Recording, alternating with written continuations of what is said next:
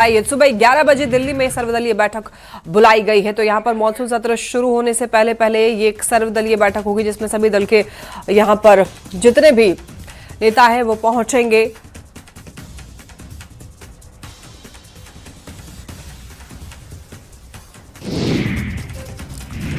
राम मंदिर पर सूत्रों के हवाले से यह खबर है। राम मंदिर सीईओ चयन समिति की दिल्ली में बैठक, सूत्र के हवाले से यह खबर है। और सीईओ पद के लिए 18 जुलाई तक आवेदन। पद के लिए कम से कम ग्रेजुएट होना जरूरी है। एडमिनिस्ट्रेशन या फिर फाइनेंस में 20 साल अनुभव जरूरी है। उम्मीदवार का हिंदू धर्म से होना भी जरूरी है। और अयोध्या से ये जानकारी है। देखिए, श्री राम जन्मभूमि तीर्थ क्षेत्र ट्रस्ट के लिए पहली बार स्थायी सीईओ की नियुक्ति की प्रक्रिया अब तेज हो चुकी है। तो दिल्ली में सीईओ सर्च कमेटी की पहली अहम बैठक हुई है जिसमें चयन प्रक्रिया, पात्रता और समय सीमा पर चर्चा हुई है। तो देखिए, ट्रस्ट का लक्ष्य अगले 1 महीने के भीतर ही सीईओ का चयन करना है। इस प्रक्रिया को सुचारू रूप से पूरा कराने के लिए एक सचिव भी नियुक्त किया जाएगा जो कि सर्च कमेटी की सहायता करेगा। सीईओ का कार्यकाल शुरुआती तौर पर 3 साल का होगा और चयनित सीईओ को अयोध्या में रहकर जिम्मेदारी निभानी होगी। आवेदन की अंतिम तिथि 18 जुलाई रखी गई है। और सबसे बड़ी बात यह है कि उम्मीदवार का हिंदू होना अनिवार्य है। साथ ही मंदिर प्रबंधन, धार्मिक संस्थानों के संचालन, वित्तीय और प्रशासनिक प्रबंधन में कम से कम 20 सालों का अनुभव होना जरूरी रखा गया है। अब देखिए जरा, राम मंदिर ट्रस्ट कौन बन सकता है सीईओ, तो इसके बारे में आपको बता दें कि उम्मीदवार का हिंदू होना बहुत ज्यादा जरूरी है। सबसे मेन चीज यही है। और अगर एकेडमिक बात करें तो यहाँ पर कम से कम ग्रेजुएट होना अनिवार्य बताया गया है सीईओ बनने के लिए। एडमिनिस्ट्रेशन में 20 साल का अनुभव भी जरूरी होगा और टेम्पल मैनेजमेंट के अनुभव को प्राथमिकता दी जाएगी। तो देखिए यहाँ पर कौन बन सकता है सीईओ, इसके बारे में आप देख सकते हैं कि 20 साल का अनुभव होना चाहिए, यानी कि 20 साल एक्सपीरियंस मांगा गया है। टेम्पल मैनेजमेंट के अनुभव को प्राथमिकता दी जाएगी। इसके अलावा देखिए, अयोध्या में रहकर के जिम्मेदारी निभानी होगी। 3 साल के लिए शुरुआती नियुक्ति होगी। तो आपको बता दें कि इसके 18 जुलाई तक समय है। ऑनलाइन आवेदन किया जा सकता है। अयोध्या में राम मंदिर निर्माण समिति के चेयरमैन नृपेंद्र मिश्रा ने ट्रस्ट में नई नियुक्तियां और सीईओ की नियुक्ति प्रक्रिया को लेकर यह कहा है कि यह पूरी तरीके से ट्रस्ट प्रबंधन का विषय है। मुझे नई नियुक्तियों के बारे में कोई जानकारी नहीं है। नृपेंद्र मिश्रा ने यह भी कहा है कि सीईओ ट्रस्ट के अधीन कार्य करेगा, वो स्वतंत्र नहीं होगा। मंदिर में अधिकतम भुगतान डिजिटल माध्यम से किए जाने का प्रयास किया जाता है और नगद लेन देन जितना कम होगा, व्यवस्था उतनी ही बेहतर होगी। वास्तविकता तो यह है कि मैं नहीं जानता हूं कि 18 जुलाई की कोई तारीख है, मुझे इसकी जानकारी नहीं है। और यह कार्य तो एक 3 सदस्यीय समिति है, वो करेगी। तो वो तो जो ट्रस्ट होगा उसके अधीन ही सीईओ होगा, वो स्वतंत्र नहीं है, वो ट्रस्ट के अधीन कार्य करेगा। तो जैसे आज इतने सारे लोग कार्य कर रहे हैं, इंजीनियर कार्य कर रहे हैं, वैसे ही सीईओ भी कार्य करेगा। ईरान पर अटैक का अमेरिका ने जारी किया वीडियो। यूएस ने ईरान पर ड्रोन और मिसाइल से हमला किया। यूएस सेंट्रल कमांड ने वीडियो जारी किया। बड़ी खबर वैशाली से, जहां रास्ते के विवाद में छुट्टी पर घर आए एक आर्मी जवान और उसके पिता की गोली मारकर हत्या कर दी गई। डबल मर्डर की सनसनीखेज घटना बिदुपुर थाना क्षेत्र के राजासन गांव में अहले सुबह घटी है, जिससे इलाके में सनसनी मच गई। बताया जा रहा है कि आर्मी जवान जितेंद्र कुमार दिल्ली में तैनात था और कुछ दिन पहले ही एक रिश्तेदार की करंट लगने से मौत के बाद घर आया था। इसी बीच कल देर शाम विवादित जमीन से रास्ते को लेकर आरोपी जगदीश राय और आर्मी जवान के साथ झगड़ा हुआ, जिसे सूचना पर पहुंची पुलिस ने सुलझा दिया था। लेकिन सुबह आरोपी जगदीश राय ने आर्मी जवान जितेंद्र कुमार और उसके पिता मुन्नारिक राय को गोली मार दी, जिसमें पिता की मौके पर ही मौत हो गई, जबकि पुत्र जितेंद्र को गंभीर हाल में इलाज के लिए जब सदर अस्पताल ले जाया गया, वहां इलाज के दौरान उसने दम तोड़ दी। घटना के बाद आरोपी का पूरा परिवार जो है घर छोड़ करके फरार हो गया है। तो देखिए, वैशाली में डबल मर्डर के विरोध में लोगों का गुस्सा फूट पड़ा है। भारी संख्या में लोगों ने शव के साथ सड़क पर प्रदर्शन किया। आरोपियों की जल्द गिरफ्तारी और इंसाफ दिलाने की मांग की। लोगों के गुस्से को देखते हुए एसपी शुभांक मिश्रा भी लोगों को समझाने बुझाने के लिए पहुंचे। दोषियों के खिलाफ जल्द कार्रवाई का भरोसा भी दिलाया। घटना पुराना रंजिश के थ्रू ये सब घटना है। जमीन विवाद को लेके ये घटना न जाने 10 वर्षों से ये सब चीज़ चलते आ रहा है। और ये जो भी अभी जो जितेंद्र जी जो मरे वो हमारे जीजा जी हुए, ठीक है। और हम प्रशासन से चाहते हैं कि जल्द से जल्द फास्ट ट्रैक कोर्ट में इसका जल्द से जल्द डिसीजन हो और कम से कम फांसी और उससे कम आजीवन कारावास। क्योंकि मुरली राय इससे पहले भी एक केस में एक प्रेग्नेंट लेडीज़ को मारे थे, जिस वजह से उनका बच्चा मर गया था पेट में ही। उनका केस भी चल रहा था और इनका भी पुराना केस चल रहा था, लेकिन और जो सूचना प्राप्त हुई है भूमि विवाद के चलते जो उनके पाटीदार हैं उनके द्वारा ही गोली मारकर दोनों की हत्या कर दी गई है। तो नाम है वो सामने आ गए हैं, हम घटनास्थल पर पहुंच रहे हैं, त्वरित रूप से कार्रवाई की जाएगी। हाँ, बड़ी कार्रवाई होगी, सभी लोगों को गिरफ्तार किया जाएगा और हम लोग घटनास्थल से सारे साक्ष्य एकत्रित करेंगे, जितनी जल्दी हो सकता है इस पर सारी कार्रवाई कंप्लीट करेंगे। समस्तीपुर से ये बड़ी खबर, चकौठी मठ में भीषण चोरी का मामला। 200 साल पुरानी अष्टधातु की प्रतिमा चोरी हो गई। राम सीता लक्ष्मण की अष्टधातु की मूर्तियां गायब हो गई और इसी मठ में भगवान विष्णु के 24 अवतारों की स्थापना और प्राण प्रतिष्ठा कार्यक्रम में शामिल हुए थे मुख्यमंत्री सम्राट चौधरी। खानपुर थाना के पुलिस मामले की जांच पड़ताल में अब जुटी हुई है। तो देखिए, चकौठी मठ में भीषण चोरी समस्तीपुर से ये खबर आप तक पहुंचा रहे हैं। बताया जा रहा है कि काफी पुराना 200 साल पुराने अष्टधातु की प्रतिमा चोरी हो गई। पटना से खबर, पुलिसकर्मी को कुचलने की कोशिश हुई है। थार से यहां पर कुचलने की कोशिश की गई पुलिसकर्मियों को। जगनपुरा बाईपास पर देर रात की यह घटना है। थार चालक के नशे में होने की भी पुष्टि हुई है। पुलिस ने उसे हिरासत में लिया, इसके बाद पहले अस्पताल भेजा है, फिर जांच पड़ताल होगी। भागलपुर से खबर, हबीबपुर थाना क्षेत्र स्थित कब्रिस्तान में जनाजा दफनाने के दौरान बिजली लाइन के चपेट में आने की वजह से 6 लोग घायल हो गए। सभी घायलों को इलाज के लिए जवाहरलाल नेहरू चिकित्सा अस्पताल में भर्ती कराया गया। घटना के बाद मौके पर अफरा तफरी मच गई। लोगों ने बिजली विभाग पर लापरवाही का आरोप लगाया है और ये कहा है कि कब्रिस्तान के ऊपर से गुजर रही बिजली लाइन काफी नीचे थी, जिसकी कई बार शिकायत की गई थी। घटना के बाद बिजली आपूर्ति बंद कर दी गई। वाइफ थी जिसके जनाजे का नमाज यहाँ हो रहा था और मिट्टी देने के लिए यहाँ जब गए तो ऊपर से तार गया हुआ। तार जाने के बाद वो जो है जनाजे का घाट जो था वो तार में सड़ गया, जिसमें कि 5 से 6 आदमी या 7 आदमी तक घायल हो गए हैं। और अभी 11,000 का लंगा तार यहाँ से कब्रिस्तान से रुकी है, लेकर के क्या हुआ कब्रिस्तान से ये तार नहीं जाने का। कैसे घटना हुआ ये घटना मिट्टी में लोग आए थे अफरोज मुखिया की बीवी के, उसी में जो 11,000 के तार से करंट लगा है। ये तो बिजली ऑफिस का लापरवाही है ना, बिजली विभाग का। कितने लोग घायल है इसमें? 5 से 6 लोग। बच्चे भी है इसमें। बड़ी खबर मुंगेर से, जहां टेटिया बंबर थाना क्षेत्र से 2 सगी नाबालिग बहनों के रहस्यमय तरीके से लापता होने का मामला सामने आया। दोनों घर से स्कूल और अस्पताल जाने की बात कहकर निकली थी, लेकिन वापस नहीं लौटी। बाद में सहेली को फोन करके उन्हें बताया गया कि आरा में है, दिल्ली जा रही है, जिसके बाद मोबाइल फिर बंद हो गया। परिजनों की शिकायत पर जमुई के एक युवक के खिलाफ अपहरण की प्राथमिकी दर्ज की गई है। पुलिस कॉल डिटेल, लोकेशन और सीसीटीवी फुटेज के आधार पर अब जांच कर रही है। अच्छा, फिर की हुआ? एगो गेले हॉस्पिटल, दोनों साथ थे, दोनों बहन। अच्छा, पहले फिर वो स्कूल से गए, फिर पता नहीं चले, 2 बजे तक साधे गए, 3 बजे फिर खोज कर लिए। अच्छा, खोज कर लिए, कहीं मिलिए नहीं रहे थे। तब वो लड़की जो साथ में जले कहल के कपड़ा को दुकान वाला बतल के कि वो लड़की कपड़ा दिले। अच्छा, और कुछ बोलिए ना, थाना में जे बोले फोन कर ले मोबाइल से साथ। पटना से बड़ी खबर, 7 साल की बच्ची से रेप का मामला सामने आया है। परिवार की शिकायत पर पुलिस ने एक्शन लिया है। पुलिस ने आरोपी को गिरफ्तार किया। समस्तीपुर का रहने वाला है आरोपी। शाहपुर पटोरी का रहने वाला विनोद दास। बेऊर थाना क्षेत्र की यह घटना।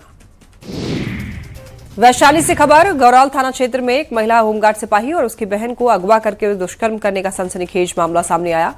महिला सिपाही के परिजनों ने आरोप लगाया है कि गांव के ही सुबोध पासवान ने अपने भाई और 2 अन्य सहयोगियों के साथ मिलकर के बाजार से लौट रही महिला सिपाही और उसकी बहन को अगवा कर लिया। घर में कैद कर महिला सिपाही से दुष्कर्म किया गया। परिजनों ने यह भी बताया कि पुलिस को सूचना देने के बाद पुलिस ने आरोपी के घर से पीड़िता को बरामद किया। इस दौरान पुलिस को चकमा देकर आरोपी मौके से फरार हो गए। हालांकि वैशाली एसपी ने बताया कि महिला सिपाही का आरोपी के साथ पूर्व में प्रेम प्रसंग था और नौकरी लग जाने के बाद पीड़िता आरोपी से किनारा कर रही थी। तो एसपी ने बताया कि इसी गुस्से में आकर के आरोपी ने महिला सिपाही के साथ छेड़खानी की। एसपी ने कहा कि परिजनों के आवेदन पर केस दर्ज कर आगे की कार्रवाई की जा रही है और आरोपी की गिरफ्तारी के लिए छापेमारी भी की जा रही है। हालांकि सूचना ये भी मिली है कि पीड़िता और आरोपी ने पहले कोर्ट मैरिज भी कर रखा है, लेकिन अभी तक इस बात की पुष्टि नहीं हुई है। पीड़िता को मेडिकल जांच के लिए भी भेजा गया है। इसको साथ जैसे बगल में ही पेटियां था, उस समय पेटियां करने के लिए गया है। अंधेरा में वो लोग उधर उसको किडनैप किया।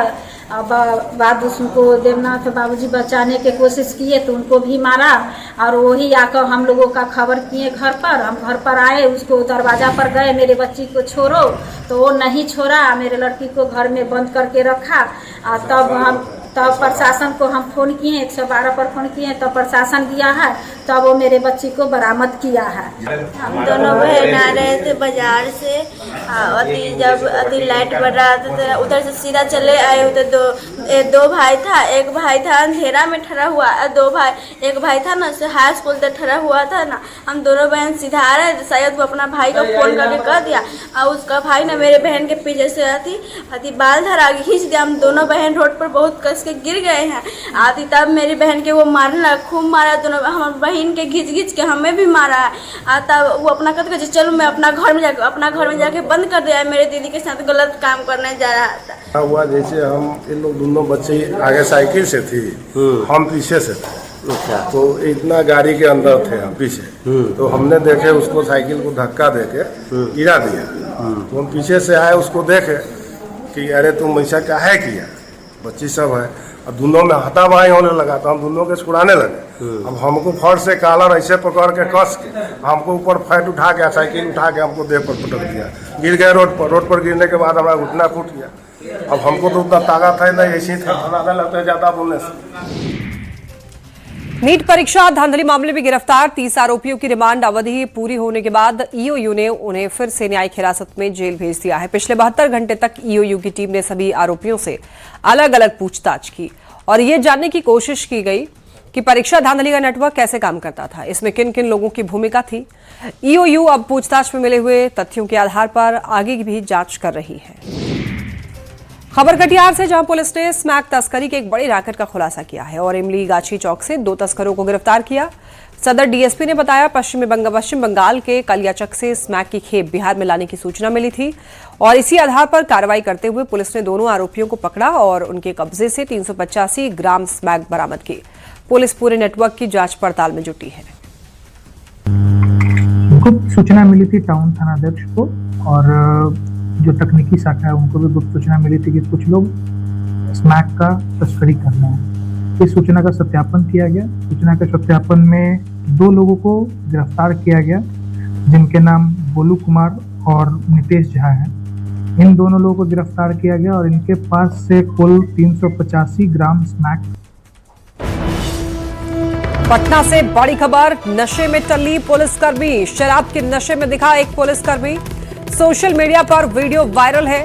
वर्दी में नशे में धुत दिखा विनोद राम, पहले भी शराब को लेकर सस्पेंड हो चुका है। आरोपी के खिलाफ अब कानूनी कार्रवाई होगी। एसडीपीओ ने केस दर्ज होने की बात कही है। रामकृष्ण नगर थाना क्षेत्र के खेमनीचक में नशे में धुत दिखाई दिया था जवान।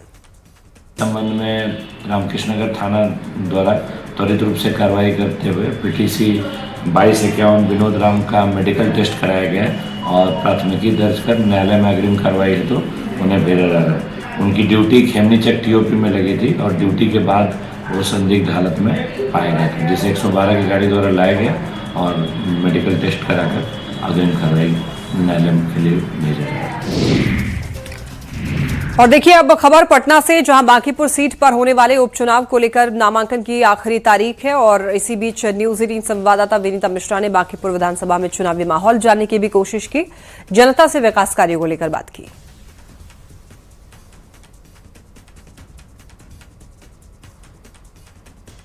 बांकीपुर में उपचुनाव होने हैं, कल नामांकन की आखिरी तारीख है। कल बीजेपी की तरफ से नीरज सिन्हा नामांकन करेंगे और तमाम अलग अलग पार्टियों की तरफ से भी कैंडिडेट चुनावी मैदान में हैं। क्या लग रहा है, बांकीपुर की जनता किसे इस बार समर्थन दे रही है? देखिए, निश्चित रूप से ये जनता का विश्वास, जनता का आशीर्वाद भारतीय जनता पार्टी की ओर है, क्योंकि भारतीय जनता पार्टी विकास की राजनीति करती है, राष्ट्रवाद की राजनीति करती है।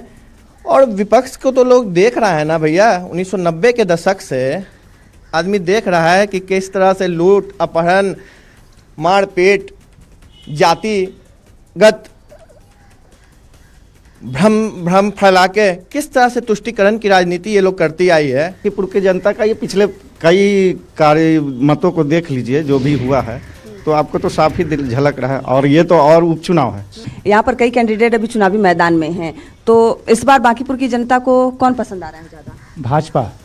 भाजपा ही पसंद आ रही है। बाकी कारण क्या है?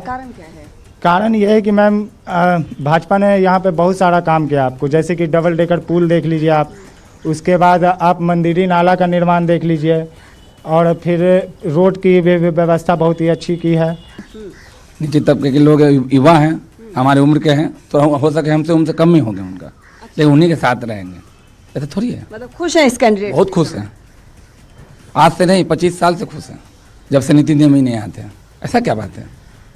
मूड बना चुके हैं आप भी? हाँ, हम लोग मूड बना चुके हैं कि नीरज कुमार सिन्हा जी को ही वोट करना, इसलिए कि भारतीय जनता एक साधारण सा कार्यकर्ता को आज इतना बड़ा सम्मान के साथ एक विधायक के रूप में बांकीपुर की जनता चुनने का काम करेगी। मैडम, ये भाजपा की करिश्मा है कि एक बूथ लेवल का कार्यकर्ता जिसको कोई विशेष पहचान नहीं है, उसको विधायक लेवल पर ला देता है। ये भाजपा के ही कर। अब हम लोग भाजपा के कैंडिडेट कोई रहे, भाजपा जो काम की है, आज देखिए ये पार्क देख रहे हैं, नीति नवीन के ही देन है, जी का देन है कि आज पार्क की, नहीं तो इसमें सुअर और गाय भैंस से कूड़ा का अंबार लगा रहता था। कैमरामैन मनीष जुनेजा के साथ विनीता मिश्रा, न्यूज़ 18 पटना।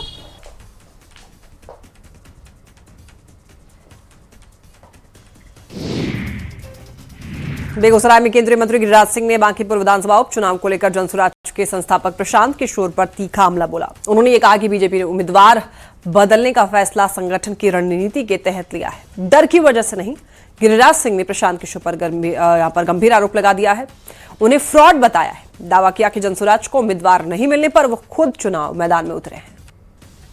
प्रशांत किशोर 2 साल बड़ी बड़ी बातें की, उसके हर उम्मीदवार का जमानत जब्त हो गया, अब वो मैदान में खुद आए। हमें अगर अनजान में हमें अगर कुछ लगा कि वही प्रश्न उठा रहे थे, अगर मुझे पता चला तो मैं प्रशांत किशोर को एक मौका ना मिले, इसके लिए हमने उम्मीदवार बदला और हमारे यहाँ पार्टी लड़ती। और देखिए बड़ी खबर पूर्णिया से, जहां मधुमनखी थाना क्षेत्र के कुटहरी गांव में पड़ोसी पर कुल्हाड़ी से जानलेवा हमला का आरोप लगाया है। इस हमले में पिता और बेटा गंभीर रूप से घायल हो गए, जिनका इलाज जीएमसीएच में चल रहा है। घायल युवक की पत्नी ने आरोप लगाया कि पड़ोसी के परिवार ने बिना किसी वजह से कुल्हाड़ी से हमला कर दिया। उनका बेटा बचाने पहुंचा तो उसके साथ भी मारपीट की गई। घटना की सूचना बनमनखी थाना पुलिस को दे दी गई है और मामले की जांच भी जारी है। उन लोग पहले से बच्चे का बचा रहा है, लेकिन घर वाले को फोन किया, हमको मारा है। इसी पर वो आया कुल्हाड़ी से, हम लोग बैठे हैं दरवाजे पर, सब हमारे पत्नी को भी, हमारा भी, इच्छुक का बेटा को भी मारना शुरू कर दिया, खाली कुल्हाड़ी चलाना शुरू कर दिया। रेखा देवी, सुनील यादव, तेसर गैनू यादव, मुसलमान बस्ती वहां से फजल लाया था वो हम लोगों को मारने के लिए। कौन सा था? बड़का भाई, बड़का भाई, उसका भाई क्या नाम है? रघु यादव, संतोष यादव। कौन कौन था मारपीट करने? वही दोनों कन्या दोनों मिलकर मारा। क्या बात से लड़ाई हुआ? कुछ बात के लड़ाई नहीं हुआ। और देखिए बड़ी खबर सासाराम से, जहां कोढ़ी गोला थाना पुलिस ने शराब तस्करी के खिलाफ बड़ी कार्रवाई की। 50 लाख रुपए से ज्यादा की अंग्रेजी शराब बरामद की है। पुलिस ने करकटपुर गांव के एक अर्धनिर्मित मकान में छापेमारी करके 900 कार्टन शराब जब्त की। बताया जा रहा है कि ये शराब छत्तीसगढ़ से लाई गई थी। बता दें आपको 5 जुलाई को बराड़ी गांव से लावारिस ट्रक को बरामद किया था, जिससे पुलिस को तस्करी का शक हुआ। जांच के बाद मकान में छापेमारी की गई। पुलिस तस्करों की तलाश में जुटी। और बड़ी खबर मधुबनी से, जहां लौकहा थाना क्षेत्र के परती टोला में अवैध बूचड़खाने के खिलाफ एसएसबी और पुलिस ने संयुक्त कार्रवाई की। एसएसबी और लौकहा थाना पुलिस की टीम ने छापेमारी करके 10 गाय, 4 बछड़े और करीब 30 किलो प्रतिबंधित मांस बरामद किया। कार्रवाई के दौरान 4 लोगों को गिरफ्तार किया गया है। पुलिस मामले की जांच कर आगे की कार्रवाई में जुटी है। भागलपुर से बड़ी खबर, ससुर की हत्या का दामाद पर आरोप। घर बुलाकर हत्या करने का आरोप है। अशोक कुमार दास के रूप में पहचान हुई है। दहेज में 5 लाख और घर की मांग का आरोप। फोन कर परिजनों को मौत की सूचना दी। घटना के बाद परिवार में कोहराम मचा है। पुलिस भी पूरे मामले की जांच पड़ताल में जुटी है। कब से बेटी आपके में है? साल भरे सर। बेटे के साथ मारपीट करता था? हाँ सर, मारे पीट जान ले कोशिश, हत्या करे कोशिश कर लगे बेटी का। 12 बजे रात के घर खोलवा के ईटे बेहोश करी मारल से, जान बचा के भागलो। दहेज के लिए डिमांड करता था बार बार? हाँ सर, 5 लाख दो और घर जितना है पूरा घर लिख दो मेरे। क्या नाम है दामाद का? रविंदर दास।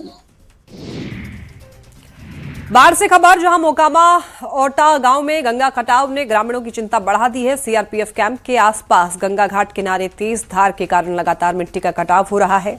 ग्रामीणों का ये कहना है कि रोजाना 5 से 10 फीट जमीन गंगा में समा रही है।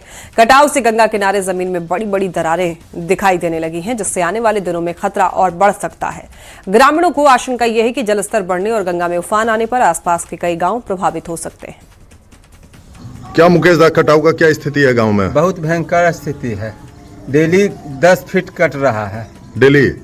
डेली। अभी जब यहाँ गंगा घाट में आप आए हैं, भैंस चराते हैं, तो अभी क्या देख रहे हैं आप? अभी तो हमारे सामने देखिए 5 फीट गिर गया है, अब 5 फीट का फिर दरार फटा हुआ है। ये गति इसी समय में तीव्र होती है या दिन भर ऐसे ही करता है? दिन भर अभी इसका कोई ठिकाना नहीं, दिन भर जब बांधता है ना तो गिरने लगता है। वो कटने से आपको डर भी लगता है? डर किसको नहीं लगता है, सबको डर लगता है। हम तो भैंसी लेके आते हैं, आज नहीं धोएंगे, कहे उतरने का जगह ही नहीं। और अगली खबर बेतिया से, जहां संभावित बाढ़ को देखते हुए तैयारियां तेज कर दी गई हैं। पूर्व मंत्री और नौतन विधायक ने बरिया प्रखंड के फुजहा बांध से आसाराम पटकौली तक तटबंधों का निरीक्षण किया। इस दौरान उन्होंने जल संसाधन विभाग के अधिकारियों को तटबंधों की मरम्मत, सुरक्षा और संवेदनशील संस्थानों पर विशेष निगरानी रखने का भी निर्देश दिया है। विधायक ने यह कहा है कि हर साल बाढ़ के लोगों को परेशानी होती है और इसीलिए नदी का जलस्तर बढ़ने से पहले सभी जरूरी काम समय पर पूरे किए जाएं, जिससे किसी तरह का नुकसान न हो। प्रभावित क्षेत्र है, गंडक की जब जल स्तर बढ़ती है तो हमारे क्षेत्र में इसका प्रभाव देखा गया है। आज गया में हम लोग का प्रशिक्षण शिविर था, लेकिन लोगों की जनता के लिए ध्यान में रखते हुए हमने कल बात करके सारे पदाधिकारियों को आमंत्रित किया और हमने कहा कि साहब आप लोग चलिए, हम लोग देखें मिलजुल कर कि कहाँ कैसे इसको इस बाढ़ के बरसात में सुरक्षित कर सके।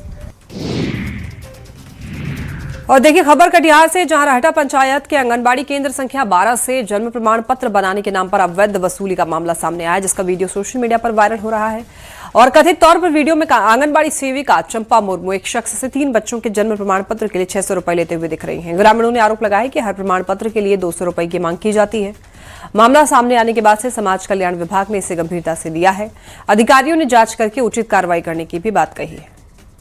सर, हम गए थे आंगनबाड़ी में बच्चा का साइन कराने के लिए जन्म पत्री में, जन्म प्रमाण पत्र बनाने में। हाँ, तो उसमें फार्म पर? हाँ, फार्म पे। तो वो बोली कि 200 रुपया बच्चा लगेगा। कौन बोली? तो आंगनबाड़ी वाली सेविका। तो मेरे पास पैसा वैसा था नहीं, तो जहाँ तक हुआ कि जो सही है उसके लिए हम लड़े हैं उससे कि सब में पैसा नहीं लगता है। तो वो बोली कि बिना पैसा का होगा नहीं। वो बोला कि 200 रुपया लगेगा तब साइन होगा, तो 200 रुपया दिए तब वो साइन किया। कौन? आंगनबाड़ी सेविका? हाँ, आंगनबाड़ी सेविका। मामला संज्ञान में आया है कि जन्म प्रमाण पत्र बनाने से संबंधित वो उसमें वीडियो में जो दिख रहा है उसका जांच के लिए संबंधित बाल विकास परियोजना पदाधिकारी को जो है फल का उसको दिए हैं। जो जांच करके आता है तो उस पर विधि सम्मत कार्रवाई की जाएगी। सभी अररिया की जेई छात्रा जयाश्री की कोटा में हुई संदिग्ध मौत को लेकर परिजन न्याय की मांग कर रहे हैं। पूर्णिया में छात्रा के माता पिता ने राज्यसभा सांसद इमरान प्रतापगढ़ी से मुलाकात की, मामले की निष्पक्ष जांच की भी मांग की। परिजनों का ये कहना है कि घटना से कुछ मिनट पहले बेटी से उनकी सामान्य तौर पर बातचीत हुई थी और इसीलिए उन्हें उसकी मौत पर संदेह है। उन्होंने हत्या की आशंका जताई है और इमरान प्रतापगढ़ी ने परिवार को न्याय दिलाने का भरोसा दिया है। मम्मी खाना खा के आती हैं, 5 मिनट के बाद आपसे बात करते हैं नॉर्मली, और 10 मिनट के बाद वहाँ से कॉल आता है कि आपकी बेटी का एक्सीडेंट हो जाता है। कैसे होता है, क्या होता है, अभी तो कोई भी जानकारी नहीं मिल रही है। वहाँ की पुलिस से भी रिक्वेस्ट कर रहे हैं, ना वो छानबीन कर रही है, ना वो जो पोस्टमार्टम हुआ है ना उसका रिपोर्ट दिया जा रहा है। कोई भी मतलब इस बात को सुनने को तैयार ही नहीं है। कहाँ पे रहते थे आप? मेरी बेटी कोटा में रहती थी। ये घटना कब हुआ है? जी। क्या प्रिकॉशन किए हैं, क्या दवाई दिए हैं, कुछ नहीं मिला।